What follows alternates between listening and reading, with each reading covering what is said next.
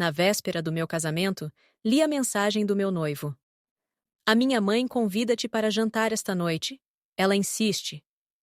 O texto parecia inocente, mas aquela última palavra, insiste, ficou-me presa no peito. Não era um convite, era uma convocação. Olhei o ecrã durante uns segundos, respirei fundo e respondi. Claro, lá estarei às 7. Deixei o telemóvel sobre a mesa e fui até a janela. O dia estava enevoado. Lisboa dormia debaixo de um céu cinzento. E no pátio, lá embaixo, os empregados descarregavam sacos de café para esta esplanada da esquina. Um gato atravessava o passeio, com a calma de quem conhece cada pedra. As pessoas apressavam-se para o trabalho, e eu, no meio daquele cenário banal, sentia o coração preso num compasso de espera. Não era medo. Era uma expectativa silenciosa, firme. Sabia que a mãe do Miguel me olhava com desconfiança desde o primeiro dia. As conversas com ela eram sempre medidas, como se cada palavra tivesse de passar por um filtro de aprovação.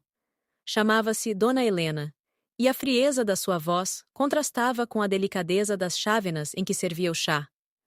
O pai dele, Antônio, era o oposto, discreto, calmo, sempre com um sorriso educado, como se tentasse compensar o rigor da mulher. Naquela manhã, sobre a mesa da cozinha, havia 2 passagens para o registro civil, a caixa com os brincos para a minha dama de honor, a Clara, e uma lista de tarefas que eu riscava aos poucos: buscar o ramo, verificar a música, passar na lavandaria. Tudo estava planeado, mas dentro de mim havia um nó que não se desatava. Telefonei a Clara. Ela quer um jantar conosco esta noite, disse eu. A mãe dele. Mantenha a cabeça fria, respondeu. Sorri, fala pouco e ouve mais. Não tens de provar nada a ninguém. Eu sei. Mas era o último dia antes do casamento. Queria paz. Se houver provocação, reages com classe. Lembra-te de quem és, Joana. Sorri. A Clara sabia que eu falava italiano e que tinha um segredo guardado. Um e-mail de uma empresa internacional com uma proposta para um projeto em Milão. Tinha passado na entrevista, mas ainda não dissera nada a ninguém. Planeava contar ao Miguel depois da cerimônia, quando tudo acalmasse. O dia correu tranquilo. Fui buscar o ramo a um ateliê em Campo de Ourique. Almocei uma sopa rápida, revi o vestido e deixei as malas meio abertas. Ao fim da tarde, escolhi um vestido azul escuro simples e prendi o cabelo num coque baixo. A mulher que via ao espelho tinha olhos decididos e tranquilos. Não era uma rapariga. Era uma mulher pronta a começar a sua vida. Às 7 em ponto, toquei a campainha do apartamento dos pais dele, perto do Jardim da Estrela. O pai abriu-me a porta. Joana, que bom ver-te. Entra, entra. O tom era gentil, mas por trás da amabilidade havia um ar cauteloso. A sala estava impecável. Toalha engomada, louça brilhante, o perfume de salmão e limão no ar. Dona Helena esperava-me junto da mesa. O cabelo louro acinzentado estava apanhado num coque perfeito, o colar de pérolas alinhado, o olhar analítico. Estás elegante, Joana, disse com um meio sorriso. Não tens frio com esse vestido? Boa noite, Dona Helena. Obrigada pelo convite.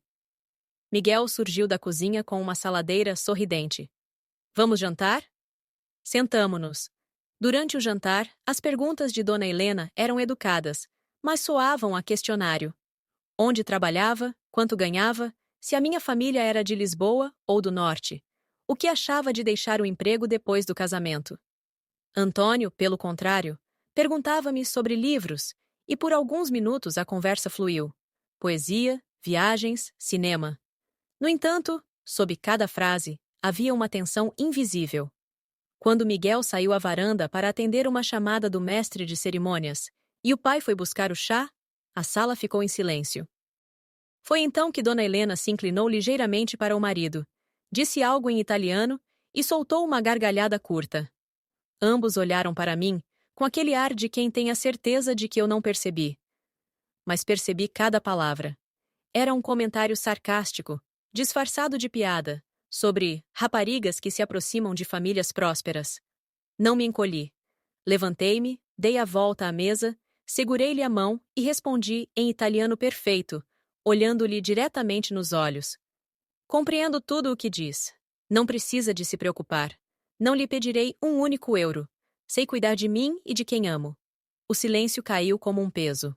O sorriso desapareceu-lhe do rosto. Antônio baixou o olhar para a chávena. Miguel voltou da varanda e ficou a olhar-nos, sem entender.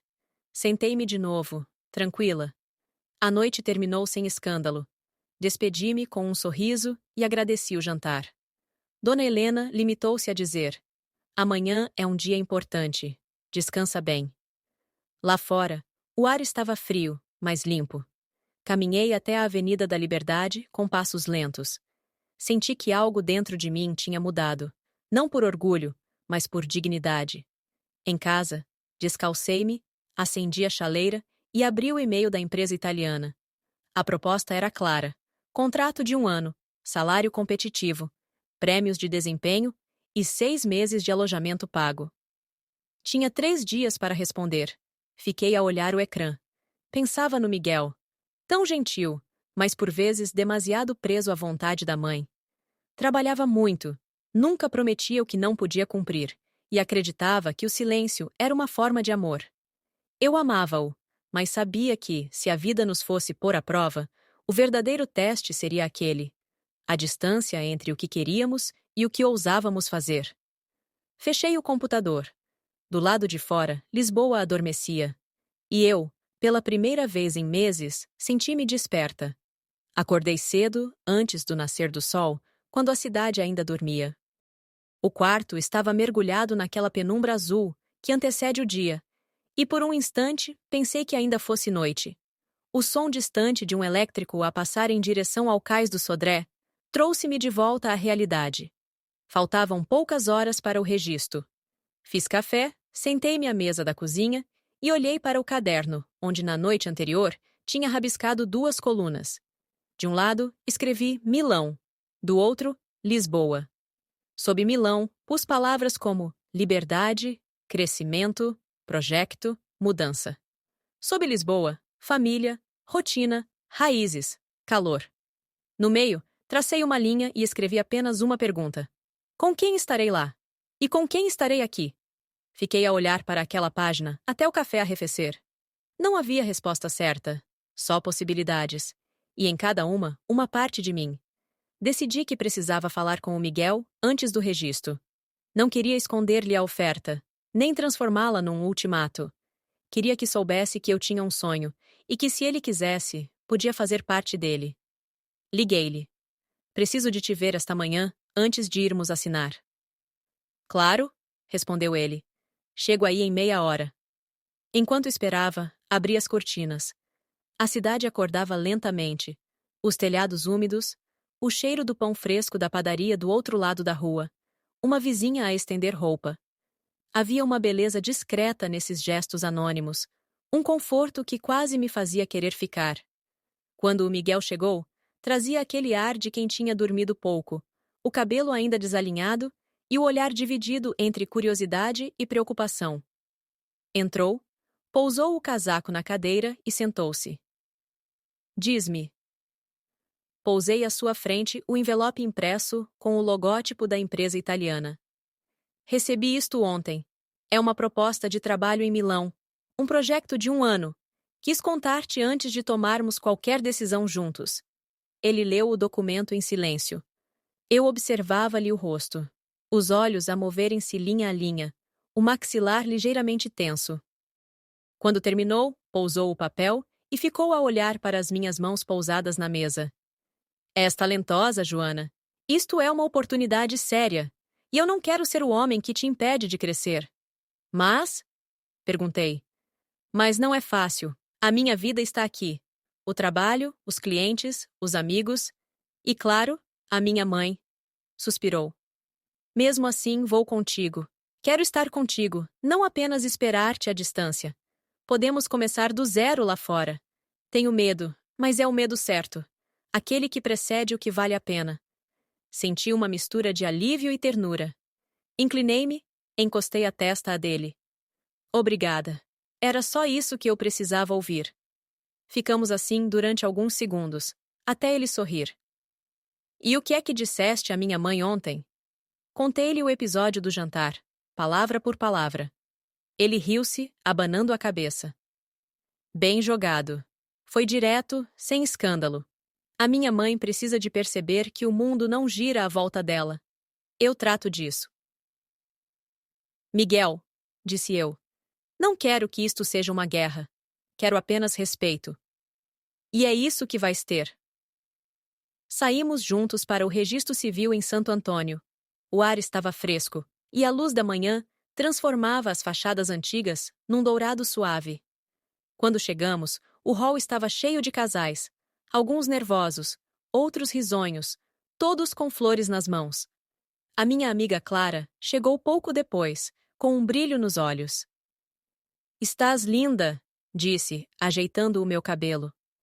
Os amigos do Miguel apareceram também, entre piadas e abraços. Durante a cerimônia, senti o coração leve. Disse sim, com firmeza.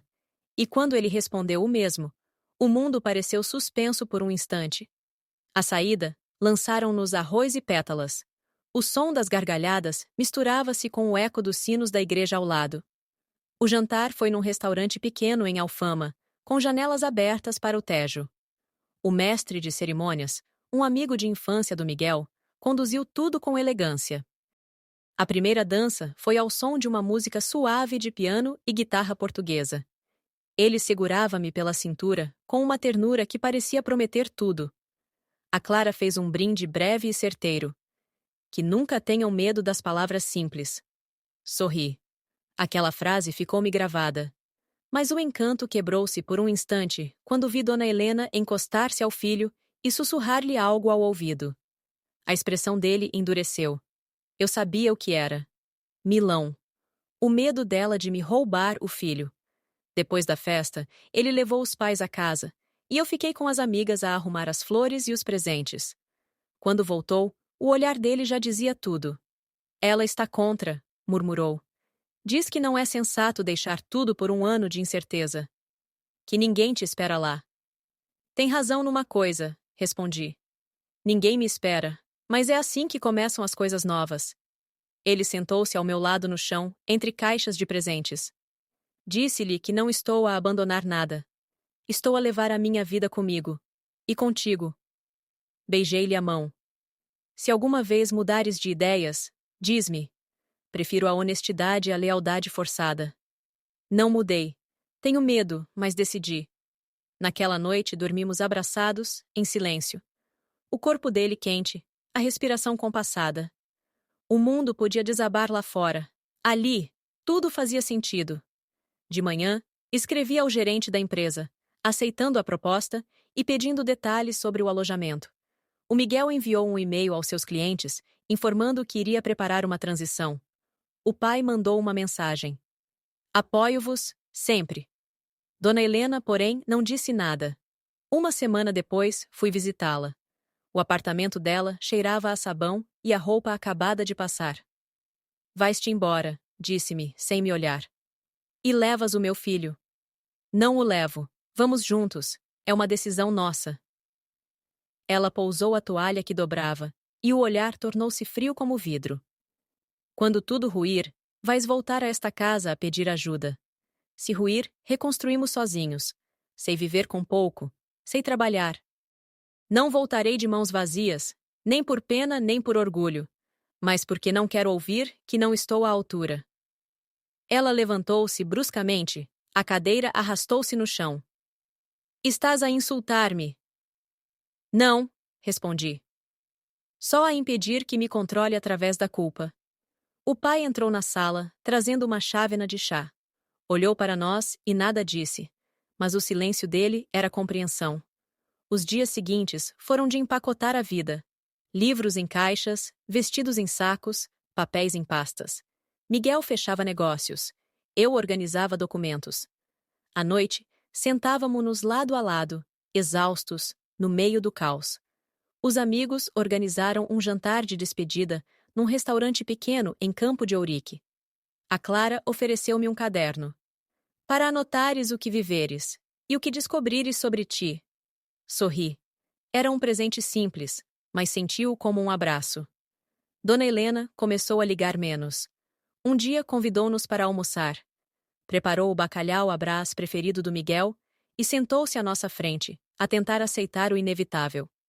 No fim, disse apenas: "Não sei viver sem as vossas visitas de domingo. Vamos ligar, vir nas férias. Isto não é o fim, é só uma mudança", respondeu ele. Ela acenou, com os olhos marejados. No aeroporto de Lisboa, chegamos 3 horas antes. O som das malas, o cheiro a café queimado, os anúncios pelos altifalantes, tudo se misturava numa espécie de vertigem. O pai abraçou-nos com força. "Vivam, meus filhos. Só se vive uma vez. Não deixem que ninguém decida por vocês."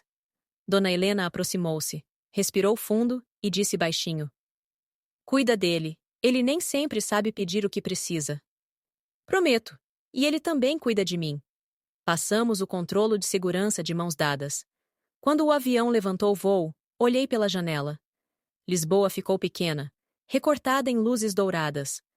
Lá embaixo, ficavam as ruas que eu conhecia de cor, os cheiros, as vozes, a vida antiga. Mas lá em cima, entre nuvens, havia paz. E isso, percebi, era o bastante. Aterramos em Milão ao início da tarde, envoltos num sol pálido e num ar frio que trazia o cheiro das folhas molhadas e das pedras antigas. O Miguel olhou pela janela do avião e apertou-me a mão, num gesto silencioso que me fez sorrir. A cidade estendia-se lá embaixo, como um mapa de tons cinzentos e dourados, recortada por ruas largas e pelo brilho metálico dos elétricos. Era o começo de uma nova vida. E o medo que sentira nos últimos dias transformava-se, pouco a pouco, em curiosidade. À saída, esperava-nos o gerente da empresa, um homem cordial chamado Sr. Rossi, que trazia um cartaz com o meu nome escrito à pressa. Ajudou-nos com as malas, falou sobre o bairro onde iríamos morar e entregou-nos as chaves do apartamento. "É pequeno, mas tem boa luz", disse ele num inglês com sotaque italiano. "E fica perto do centro, em Porta Romana. Boa sorte." O apartamento era mesmo pequeno, mas encantador. Uma sala luminosa com uma varanda minúscula cheia de vasos vazios, uma cozinha estreita e um quarto com vista para as copas dos plátanos. A senhoria, uma viúva italiana de voz doce, deixara-nos alguns pratos, uma frigideira e uma chaleira. À noite, deitados nas novas almofadas, ainda com cheiro a detergente, ouvimos o som distante dos elétricos e dos sinos de uma igreja. Foi o primeiro silêncio que soou à casa. Na manhã seguinte, acordei antes do Miguel. Tomei banho, vesti um vestido simples e saí para o meu primeiro dia no trabalho. O ar estava fresco e o chão das ruas brilhava da chuva da noite anterior. A sede da empresa ficava num edifício moderno, com janelas imensas e cheiro a café acabado de moer. Fui recebida com sorrisos e palavras gentis. A chefe de equipa, uma mulher chamada Giovanna, apresentou-me aos colegas, mostrou-me a secretária, junto à janela, como eu gostava, e deu-me um plano de tarefas. O primeiro dia foi um turbilhão. Apresentações, sistemas novos, pequenas confusões com o idioma. Mas ao meio-dia, quando me convidaram para almoçar, senti que estava a entrar num novo ritmo. Comemos massa num pequeno restaurante perto da empresa.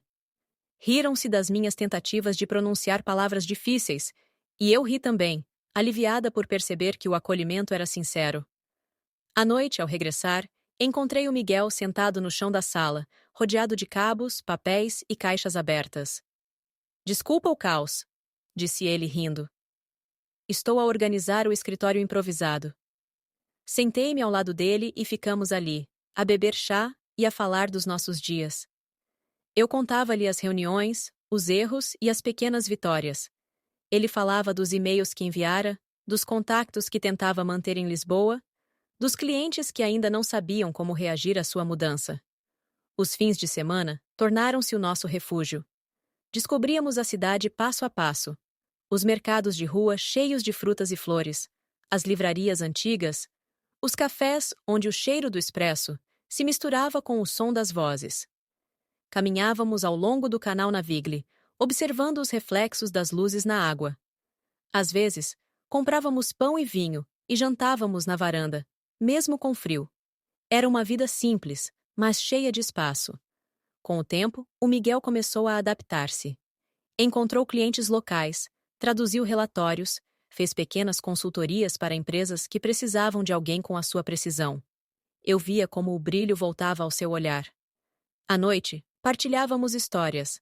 As minhas sobre reuniões e projetos, as dele sobre números e pessoas.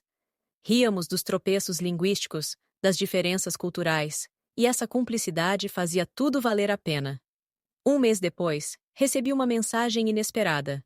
Como estás? Era da dona Helena. Demorei a responder. Escrevi apenas. Bem. A trabalhar. A aprender. A tentar. Uma semana depois, chegou uma fotografia no WhatsApp. Era o pai do Miguel, à frente do fogão, com uma panela grande na mão, e a legenda. A tentar fazer a tua sopa. Sorri. Enviei um coração. Às vezes, uma pequena mensagem basta para curar uma ferida antiga. Em dezembro, chegou uma carta em papel, escrita pela dona Helena, com a caligrafia bonita e firme. 2 páginas dobradas com cuidado. A primeira dizia que estava a tentar adaptar-se à ausência, que o Miguel sempre fora o seu porto de abrigo, que tinha medo de o perder. Confessava que as palavras da véspera do casamento tinham sido uma tolice. Na segunda página, perguntava se iríamos a Lisboa no Natal. Quando li aquilo em voz alta, o Miguel ficou em silêncio por alguns segundos. Vamos, disse finalmente. Quero que ela veja que estamos bem. Não fugimos dela, apenas vivemos a nossa vida. Marcamos as passagens. O Natal em Lisboa teve o cheiro familiar das laranjas e das castanhas assadas. O pai do Miguel esperava-nos com uma caixa cheia de enfeites. A casa parecia a mesma, mas a tensão que antes se sentia já não estava lá.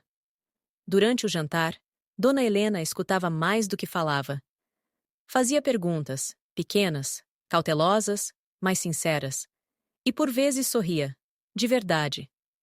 O pai ria das histórias do Miguel, e eu percebia que algo dentro dela, muito devagar, começava a ceder. Na cozinha, enquanto preparávamos o chá, ficamos sozinhas. Ela deixou cair um pouco de açúcar fora da taça. Entreguei-lhe um guardanapo e ambas rimos. Não quis ofender-te, Joana, disse em voz baixa. Quis proteger o meu filho. Às vezes confundo proteção com controlo.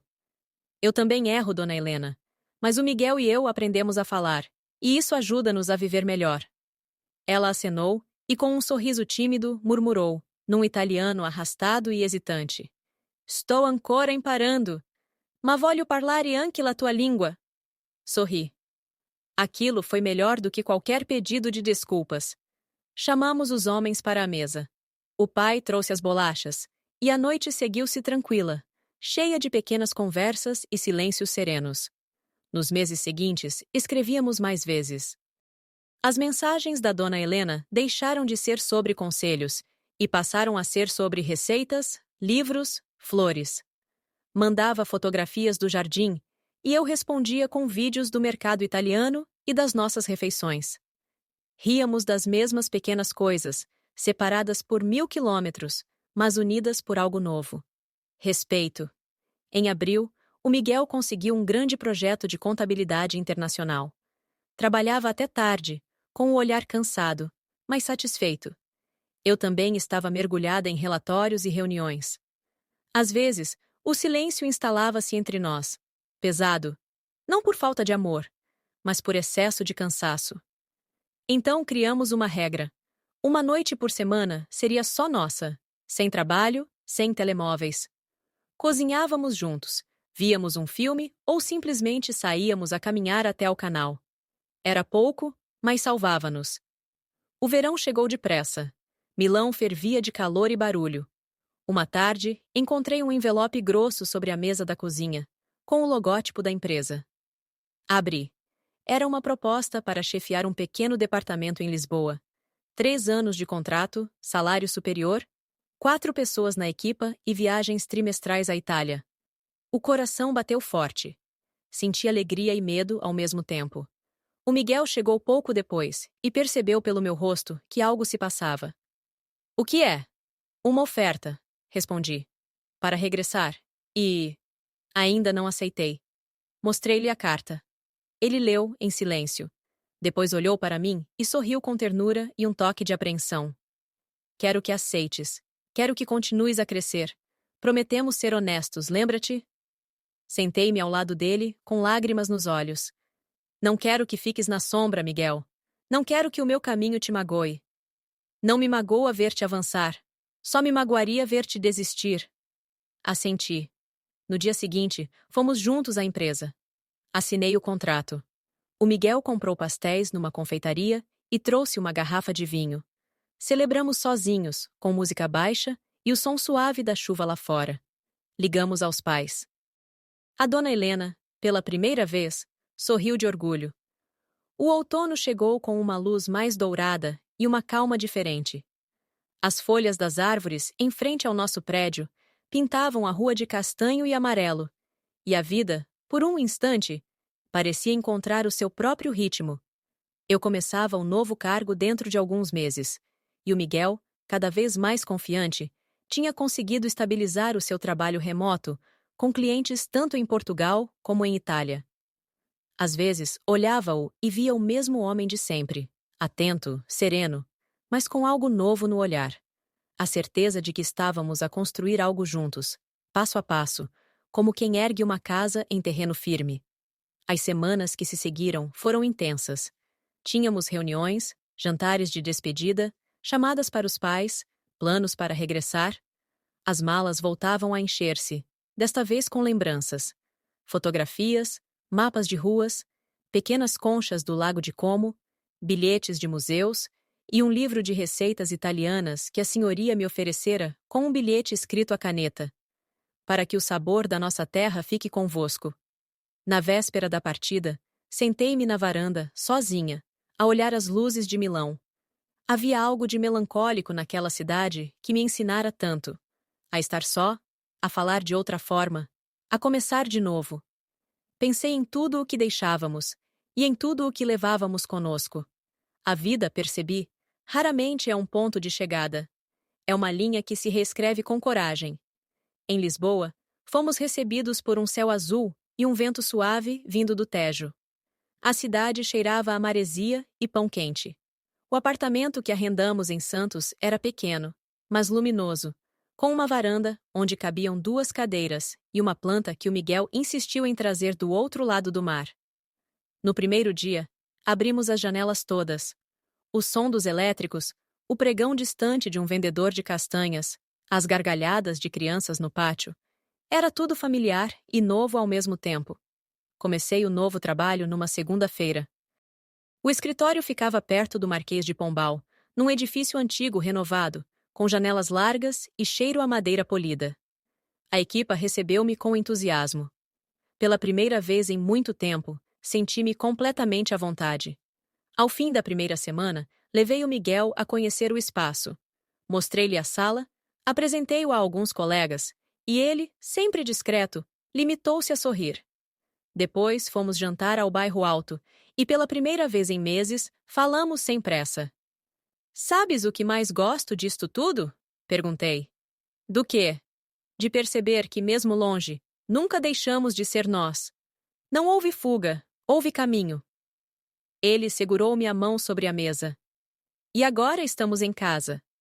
Os meses correram depressa.